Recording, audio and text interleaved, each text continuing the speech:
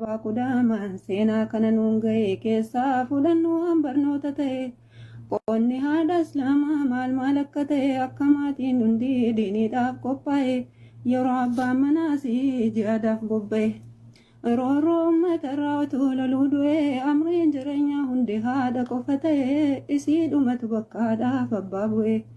Hubadhaa ilaalaa waan kidmaan diinii ta'e islaamaaf jiraachuu maal akka ta'e namni diiniidhaan guddatee bakka ga'e yoo eessattuu bobba'e milkaa'uun laazimii nutti araarami yaa mootii zalaalamii.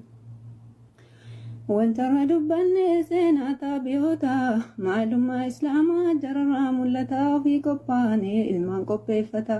Jihaadatti ergataa baalamni jannataa yaa haadha akkanarra eessaa baataa seenaa qofa tafee dhabamuun kee qaataa dhabamuu baattullee lakkoofsa xiqqaata dhiira akkasitti jiru kophaa kee kam taata rabbiisi qajeellaan deebiftaa laata ana haadhu haadha deessuu ilmaan goota haadha mujaahidaa leenjiftuu ummata barsiiftuu hangafaa haadha rijaalota.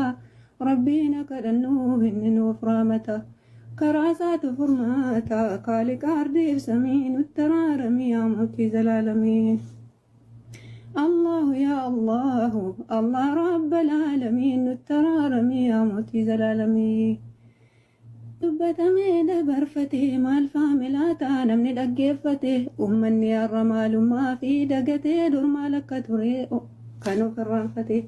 Eenyummaa fi dhabee suuraa dur qabatee uummata addunyaa dudduuba dhaabatee sirrisaa awwaalamee qabriinsaa moofatee harkoota yahudaa gurmuutti baaddatee baha warra dhihaa ofitti fe'atee dur maal akka ture kan of irraanfatee akka barbaaddatuuf anjalaa dhokate taarika dabarfatee hunda yoo laallifaamiin nutti araarami yaa mootii zalaalamii.